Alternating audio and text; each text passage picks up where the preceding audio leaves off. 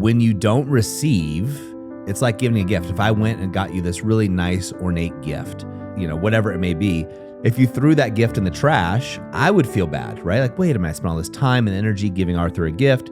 He just throws it in the trash. That's often what happens, or the feeling that when you give someone a compliment and they just push it away, they're throwing it in the trash, thus making the other person feel bad. Hey guys, welcome back to another episode of The Powerful Man Show.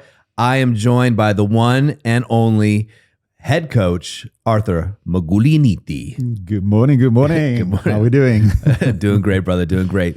Well, it's great to have you here at the ranch. How are you enjoying it so far? Oh, it's been amazing. It's been a long time coming, and just to be here and to be part of this dream that we envisaged years ago, and to be standing here now, enjoying the atmosphere, the energy, the views, and it's just incredible. Yeah, it's great to have you here. Coming off of Banff, another amazing event you delivered, as you always do. We delivered. We delivered. Yep. We delivered. The whole team delivered. So it was amazing. It was really amazing. And coming off that, we were having a conversation over having a cup of coffee in the kitchen, where we're looking at the mountains, and we're talking about some of the struggles the men face. Yeah. And one of the things that we see a lot is guys that have a really hard time receiving or having the attention on them. Right? These men spend so much time doing for others. They run successful companies. They're great guys. They would give you literally the shirt off their back, and they're not liars, but they would look you in the eyes and go, "I'm not cold," and the teeth would be chattering, because they would do that for so many other people. Yet when the attention gets turned to them, helping them out, talking about their issues and how we can solve any of the constraints, business, marriages, kids, it's really difficult for them to have the spotlight shined on them. Yeah, this is really common. I mean, we see this all over the place with a lot of the guys we work on. It's just a case of they're happy to give out, they're happy to give the shirt off the back, as you said, and it's just this, I don't want the focus on me. I feel uncomfortable about the focus, but it's also about, it leads for me into the whole subject of receiving. Being able to receive. And as we know, everything is energy. That was the topic of Banff. And when we're talking about energy's got to flow. Yes. It's got to flow. And if we're only giving and never receiving, then there's an issue there. We obstruct this energetic flow. And so it's something that definitely we got to look at. And it becomes very apparent when the easiest thing is give a guy a compliment, right? You give a guy a compliment and he, pushes it off, he laughs it off, he never receives it. Yeah. And so that's the first sign. And there's various reasons for this, as far as I'm concerned. One of the reasons is, people think they're just not worth the time. Yeah. They don't want to take time away from other people, which means that they don't feel worthy of having time spent on themselves. So it's a really interesting issue. And as I said, it's something we see very often with a lot of the guys that we work with. Yeah. And transparently, I have a problem with it, right? It's something I've been working on for the last several years, is this idea of not deflecting, right? And just receiving as you go through it. It can be difficult. And for me, though, it's not a sense of not feeling worthy. I think it comes from a sense of, as I'm just thinking about it right now, of wanting more so to help others. I already know. I honestly, not to sound like an asshole, I already know that I'm good in those areas. Now let's move forward. And it's not embarrassment. It's humbleness that's been instilled throughout childhood, I guess, or growing up, of not wanting all that attention. Yeah, for me, it's the other side, and that is not to be seen. All right. Yeah. You're a kid. You got to toe the line. If you put your head above the parapet, you make a noise, then bang. You're taking attention away from what's going on around you. So you don't. Yeah. And so for me, it's always been don't cause a fuss. Yeah, and don't inconvenience other people. It's my mother's big thing. We're going to go out. We're going to go visit friends. If you cause a fuss, if you do this or whatever, we'll sort it out when we get back. Yeah, don't make me look bad. Don't make me look bad. And then I think that just takes one step forward. When you go out into the real life, your adult life or whatever, it's a case of, I don't want to upset the apple cart out there. You have that residual coming through, which can then hold you back. Yeah. I don't want to inconvenience that person. I don't want to disturb that person. Just leave them alone, kind of thing. But that obviously doesn't work out particularly well when it comes to you owning your spot in the world. Yeah. Well, this comes back to some basic brain science and brain chemistry. Also, when you think about this through anthropological times or through history, we were always in tribes, right? In communities, tight-knit communities. And we still are today. They look different. But if young Arthur is out there and you're having the spotlight on you and people are seeing you, and if they don't like what they're seeing for some reason, you can be ostracized from the group. Now, if you're ostracized from the group and you're in the savannah of Africa, you're kicked out. Now all of a sudden, you got a problem. You got a problem, yeah. Instead of 50 people and a lion comes, you're by yourself, or you twist an ankle and you can't get there. So I also think there's some of that's pre-programmed within us, is not to stand out, so we're not ostracized from the group. We fit in. Yeah. How do we belong? We belong by blending. Yeah. And we see this a lot in society as well. It's like, you stick your head out and other people want to take you down as well. In the UK, it's a big thing. You take yourself down on purpose so that other people don't take you down a notch, Like, who are you to do this? Who are you to do that? In Australia, they call it tall poppy syndrome. Yep, exactly. Yeah, exactly that. And, but yeah, it all comes back to valuing yourself enough to say, hang on, I'm a human being. I deserve a space here, all right? Just like anybody else, and you owning your life in that respect. It's not always that easy, though. That's why we coach. That's why we coach. Yeah, and that's why we continue to do the work on ourselves, because 100%. As you said, you've encountered this, I've encountered it. I think most people have. But it's the work we get to do, and the more we can receive, the more we can give as well. I think it's an equilibrium that we have to establish. Yeah, and in this conversation, sometimes, like all of these conversations, we get to remember that what you and I talk about privately, most people may never have that conversation. Yeah. And one of those things could be is, hey, look, when you don't receive, you actually, it's like giving a gift. If I went and got you this really nice, ornate gift, whatever it may be, and if you just shun it and throw it in the I'm still waiting for that. Yeah. Keep waiting. If you threw that gift in the trash, I would feel bad, right? Like, wait a minute, I spent all this time and energy giving Arthur a gift. He just throws it in the trash. That's often what happens, or the feeling that when you give someone a compliment and they just push it away, they're throwing it in the trash, thus making the other person feel bad. Yeah. Right? They're not giving that person the gift of giving. Yeah. And when guys start to get that paradigm, I think, in my experience, let me know yours, that it allows them the permission of receiving, right? Because we'll use a guy that you and I were talking about earlier, right? Amazing man. Like, this guy, by all accounts, is absolutely amazing, but has a really hard time receiving, a really hard time having the spotlight on him. Now, he knows he's an amazing guy, and it's hard for him to hear it from other people he respects. So because he cares so much about other people, when I was talking to him about, hey, look, you're not giving me the gift of doing that. You're actually taking that away from me. That you saw as a light bulb moment go off for him, like, whoa, I don't want to offend Doug or take something away from Doug or dim Doug's light. So therefore, I will have to be uncomfortable receiving something, to do that. So really what we're doing is we're taking the paradigm and we're just turning it on its head, switching it around. So it gives them a tool to allow them to start the practice of receiving. Yeah, that's exactly it. We can't rob other people of doing what we are doing and getting a benefit from, because all these guys just give a lot. Yeah. All right. And because they get a lot back from giving. Oh, yeah. And so, as you say, we cannot rob that from other people who are trying to do that ourselves. And so,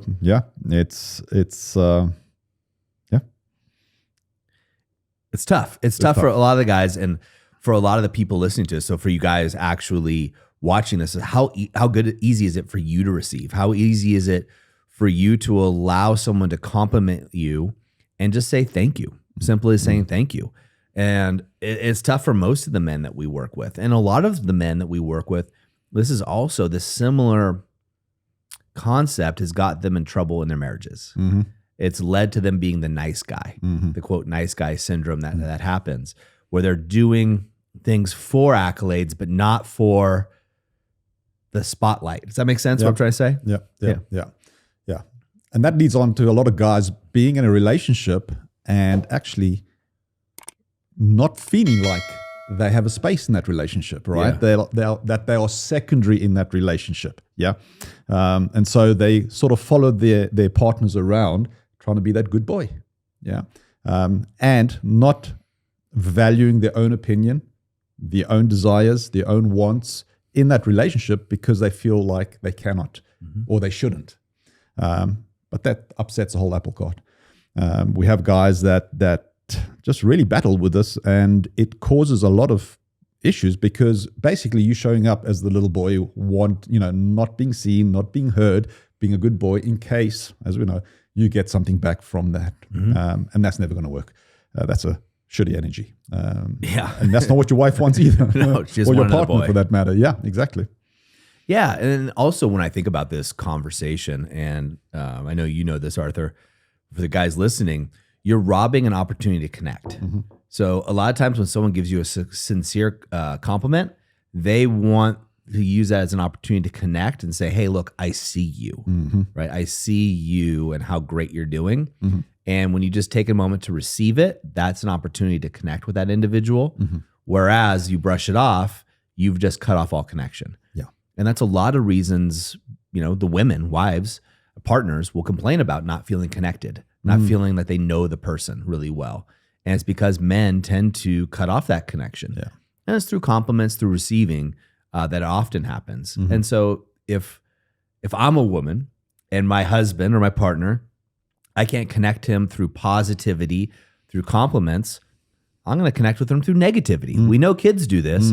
Your wife's going to do it as well.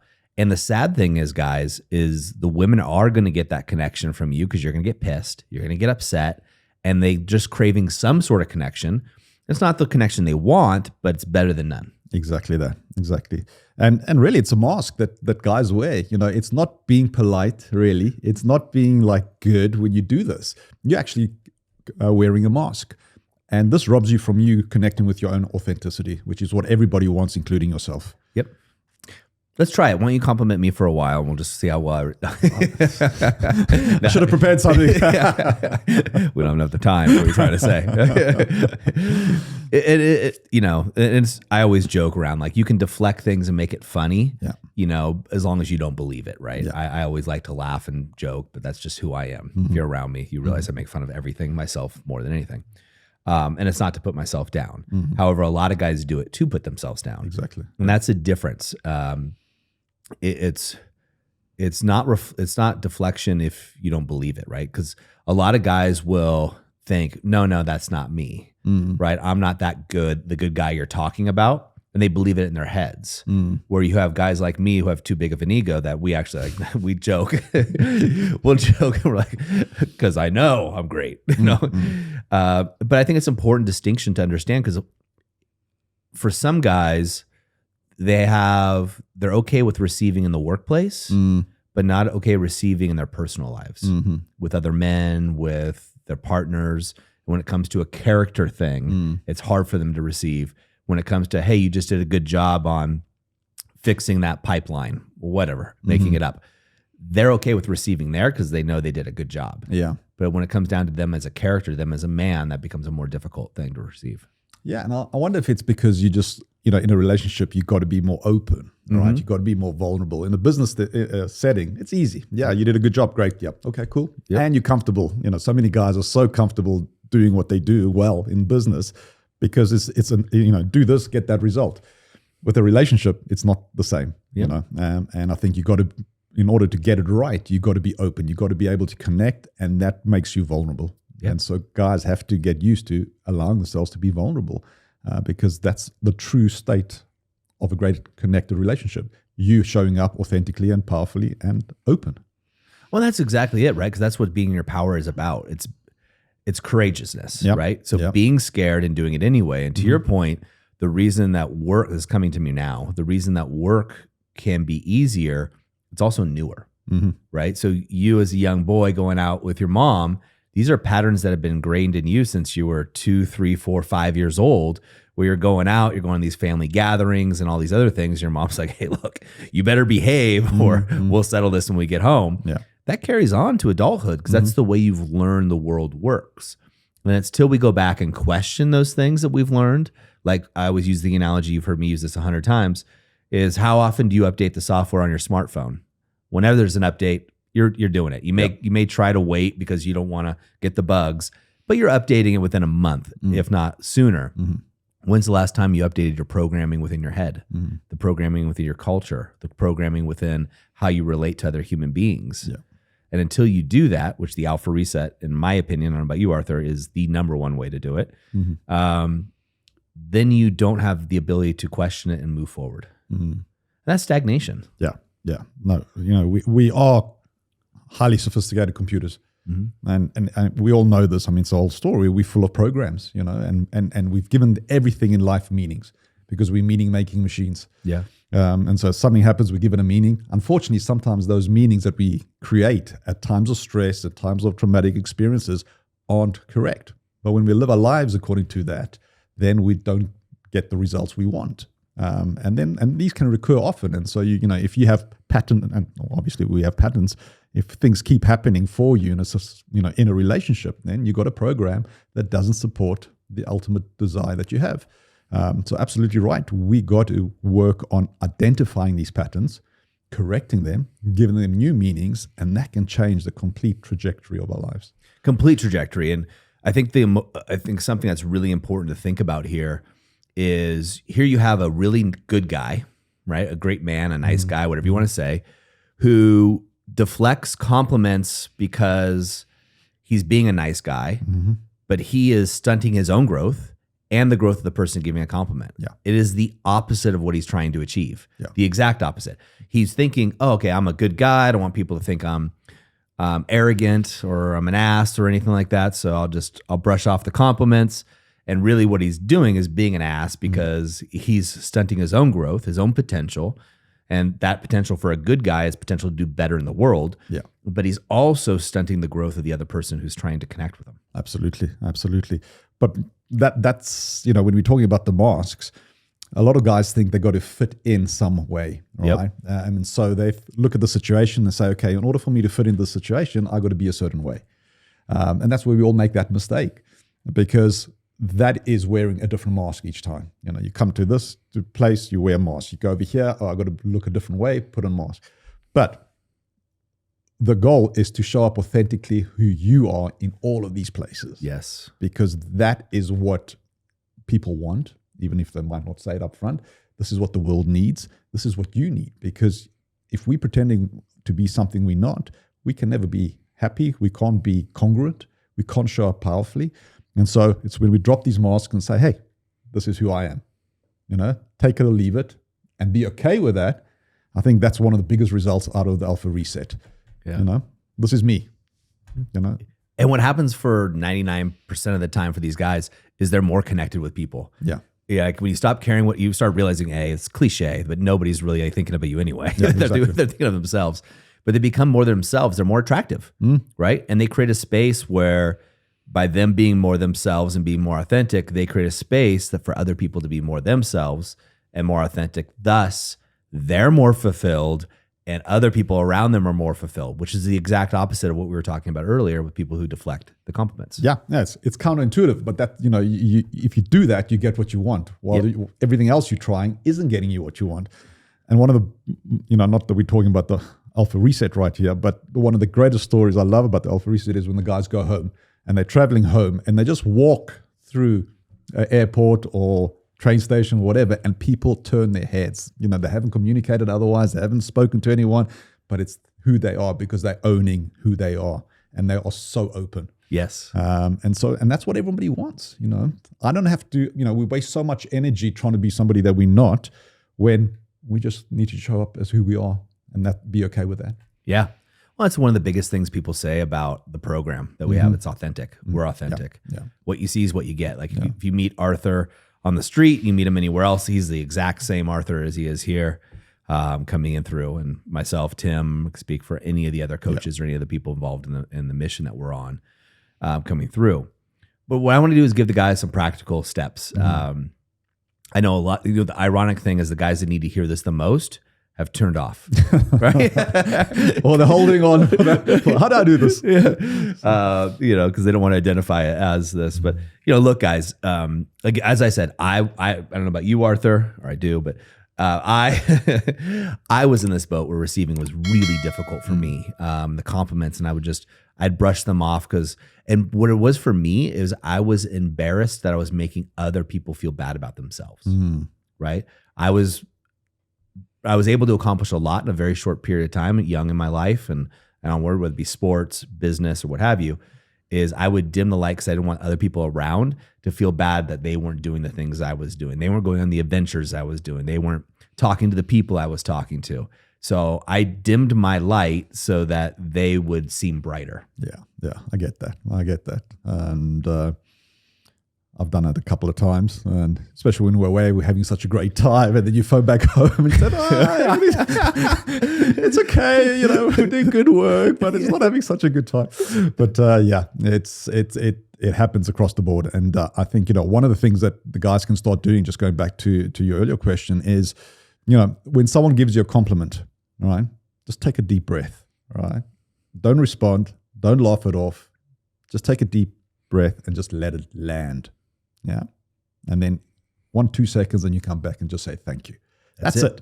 That's the beginning of this practice. It is a practice, because then you can start building on that. And then just keeping in mind that other people want to help you out. Other people want to usually compliment you, and you don't want to rob this from them. Yeah. Yeah. And that's exactly right. You took exactly what I was going to say. So it's as simple as saying thank you. Yeah. Right. That's the beginning. That was the beginning of my practice, is just saying thank you. And I love that you added and take the deep breath, because let it land. When you let it land, that allows for connection. Yeah. That allows for, and guys, it's going to feel awkward as heck, right? It's going to feel, I wanted to use a different word than heck, but it's going to feel really awkward, because now you're looking at this person in the eyes, you're connecting, and it's about a compliment that you feel awkward about, right? And you're being seen. Yeah. Right. And that's what the scary part is, I think, for a lot of guys is, whoa, they're seeing me. Are they going to like what they see when they see the real me? Because we put our mask or our representative out in the world so often. Yep. And we do that because it's safe. Well, if they don't like the representative, who cares? It's not me anyway. Right. Yeah. But now you're being seen for who you really are. That becomes dangerous. Right. Yeah. Or potentially dangerous. That's the false belief, isn't it? Well, exactly it. Yeah. Now they can see me, and if they don't like me, then what? But, if we show up authentically, more people are going to love us than not. Yeah. And I can tell you what, guys. So for the guys that we talk with, guys, when I'm speaking to you and I give you a compliment, I also know that you're screwed up. I also know there's a lot of areas with you that aren't perfect, and I don't care. I like you for who you are, and what I'm complimenting you on is what I'm complimenting you on. And that other stuff, the stuff that you don't think I see, or the coaches don't see, or other people, they don't care. They just don't care. And I was thinking about one particular individual we were talking about. Amazing man, was with us in Jasper. And I think one of the problems he has with receiving is he's worried about other aspects of his life that may not be as shiny or as perfect. And that if we only knew that part, we wouldn't be complimenting him over here. Right. Yeah. Right. Yeah. That's what I'm picking, the energy I pick up. And here's what he needs to know. I probably do know about this part. I just don't care. Yeah. Right. I'm just talking about this over here. Like you, I don't know about you, Arthur, but this is going to probably shock you, but I'm not perfect. And well, that's exactly what the point here is. It's about perfection, isn't it? Yeah. People think I've got to be perfect in order to get the tick. Yep. And if you're waiting to be perfect, which you'll never be, you're never going to get that tick. Yep. Yeah. And so that's how people, and this character, this brother is exactly that. It's like, no, I can't be good if I'm bad. Yeah. And, but yes, you can, and we're all in a journey. And there's no such thing as perfection, we know. And that's why even us, we've done so much work, and we still got so much work to do because we're not perfect, and no one's ever going to get perfect. Speak for yourself. No, but it's about being perfectly imperfect. Yeah. Taking imperfect action, all these things we've heard.